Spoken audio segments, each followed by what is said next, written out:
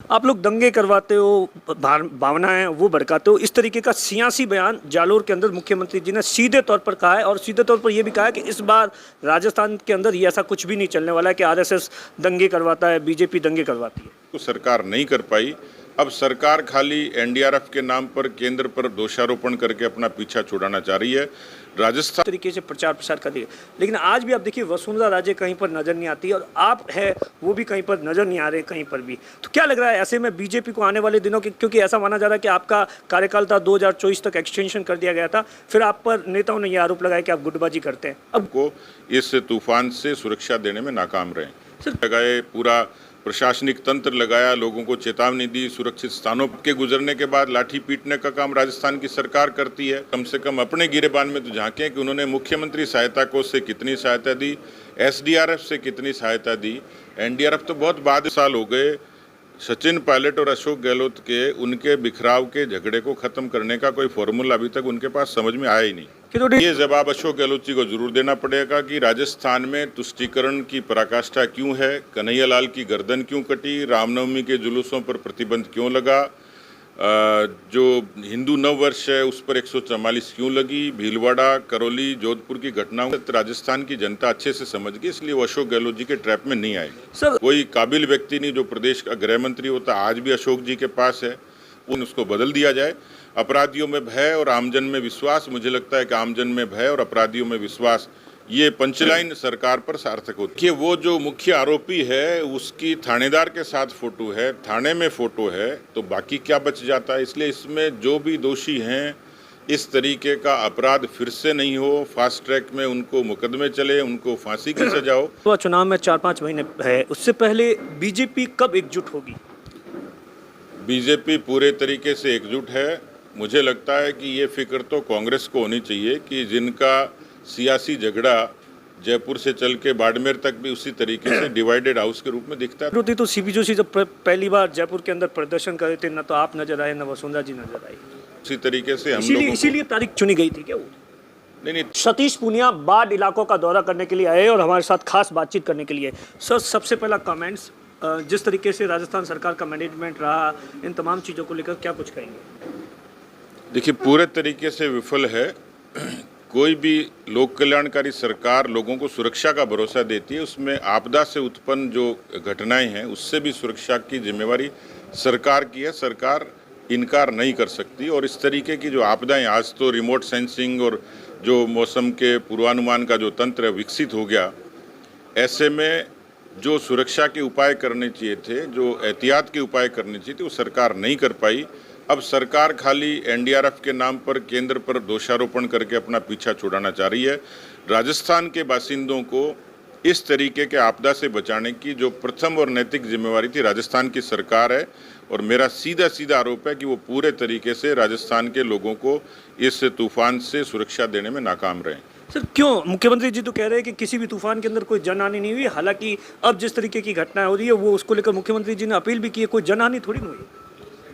देखिए, यदि आप चेतावनी नहीं देंगे, लोगों में जागरूकता पैदा नहीं करेंगे, तो बच्चों की डूबने से मौत हुई, कुछ लोग तालाब में चले गए, कुछों के घरों में पानी भर गया, जहां बीमारियों का भी अंदेशा। तो कुल मिलाकर जो एक तूफान से पहले की, जो मैंने कहा कि बहुत पहले अनुमान लगता है, पड़ोसी प्रदेश है गुजरात ने क्यों अच्छा कर लिया, उन्होंने संसाधन जुटाए, हवाई जहाज लगाई, नावें लगाए, पूरा प्रशासनिक तंत्र लगाया, लोगों को चेतावनी दी, सुरक्षित स्थानों पर भेजा।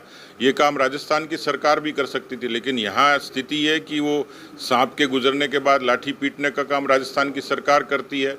यहाँ के सियासी बयान दिए तो उससे लोगों के आंसू नहीं पहुँचे जा सकते। एनडीआरएफ के नियमों में बदलने को लेकर सीधे तौर पर मुख्यमंत्री जी ने आज तक के इंटरव्यू में कहा है कि नियम बदल दिए पिछले साल और उसी के कारण आज दिन तक लोगों को मुआवजा नहीं मिल पा रहा है।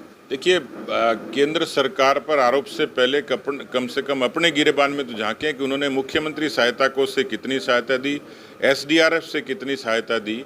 एनडीआरएफ तो बहुत बाद में आता है और भारत की सरकार सक्षम है लोगों को सुरक्षा देने में, लेकिन मुख्यमंत्री जी केवल ये सियासी बातें करके, भाषण देकर अपना मुझे लगता है कि धर्म पूरा नहीं कर सकते। आप लोग दंगे करवाते हो, भावनाएं वो भड़काते हो, इस तरीके का सियासी बयान जालोर के अंदर मुख्यमंत्री जी ने सीधे तौर पर कहा है और सीधे तौर पर ये भी कहा है कि इस बार राजस्थान के अंदर ये ऐसा कुछ भी नहीं चलने वाला है कि आरएसएस दंगे करवाता है, बीजेपी दंगे करवाती है। नहीं, इस आरोप में तो कोई दम नहीं है, लेकिन ये जवाब अशोक गहलोत जी को जरूर देना पड़ेगा कि राजस्थान में तुष्टीकरण की पराकाष्ठा क्यों है, कन्हैयालाल की गर्दन क्यों कटी, रामनवमी के जुलूसों पर प्रतिबंध क्यों लगा, जो हिंदू नव वर्ष है उस पर 144 क्यों लगी, भीलवाड़ा, करौली, जोधपुर की घटनाओं का जिम्मेवार कौन है। इसलिए केवल तुष्टीकरण के नाम पर, केवल धर्मनिरपेक्षता के नाम पर संघ को या बीजेपी को कलंकित करना, ये सियासत राजस्थान की जनता अच्छे से समझ गई, इसलिए वो अशोक गहलोत जी के ट्रैप में नहीं आएगी। सर, बीकानेर के अंदर जिस तरीके से दलित के साथ में रेप हो जाता है, गैंग रेप हो जाता है, उसके बाद में हत्या कर दी जाती है, उस पूरे मामले को लेकर क्या कहेंगे? देखिए, मुझे लगता है कि इतिहास की अब तक की कम से कम कानून व्यवस्था की दृष्टि से सबसे कमज़ोर सरकार कोई है तो अशोक गहलोत की सरकार है। दुर्भाग्य ये है कि इतने वर्षों में कांग्रेस में कोई काबिल व्यक्ति नहीं जो प्रदेश का गृह मंत्री होता, आज भी अशोक जी के पास है। उनको लोगों की असमत और ज़िंदगी की सुरक्षा से पहले अपनी कुर्सी की फिक्र है, और इसलिए क्या वो इस बात का जवाब देंगे कि नेशनल क्राइम रिकॉर्ड ब्यूरो का जो आंकड़ा कहता है कि 6,000 बलात्कार और हत्याएं प्रतिवर्ष होती हैं, जिसका आंकड़ा मोटे मोटे तौर पर 17 बलात्कार और 7 हत्याएं हैं, इनका जवाब कौन देगा? और 9 लाख से ऊपर मुकदमे दर्ज क्यों हुए, क्या इसका जवाब अशोक गहलोत के पास है? इसलिए खाजूवाड़ा की जो घटनाएं हुई है वो इसलिए हुई है कि लोगों में, अपराधियों में कानून का भय खत्म हो गया, पुलिस का भय खत्म हो गया, पुलिसिंग कमज़ोर हो गई, पुलिस दल कमज़ोर हो गया, और इसके कारण अपराधियों के हौसले बुलंद है। और वो जो थाने के बाहर लिखी होती है पंचलाइन, उसको बदल दिया जाए। अपराधियों में भय और आमजन में विश्वास, मुझे लगता है कि आमजन में भय और अपराधियों में विश्वास, ये पंचलाइन सरकार पर सार्थक होती है। सर, उस पूरे मामले को लेकर वहाँ के थानेदार पर आरोप लग रहा है, जो मुख्य आरोपी था उनकी फोटो है थानेदार पर, 2 पुलिस वालों का भी रोल है, उसको हालांकि सस्पेंड कर दिया गया है। देखिए, वो जो मुख्य आरोपी है उसकी थानेदार के साथ फोटो है, थाने में फोटो है, तो बाकी क्या बच जाता है? इसलिए इसमें जो भी दोषी हैं, इस तरीके का अपराध फिर से नहीं हो, फास्ट ट्रैक में उनको मुकदमे चले, उनको फांसी की सजा हो। जो दोषी है वो बचना नहीं चाहिए। निरपेक्ष तरीके सरकार को किसी नतीजे पर पहुंचकर इस तरीके की घटनाओं को, मुझे लगता है कि पुनरावृत्ति से रोकने का काम करना चाहिए। सर, विधानसभा चुनाव में 4-5 महीने है, उससे पहले बीजेपी कब एकजुट होगी? बीजेपी पूरे तरीके से एकजुट है।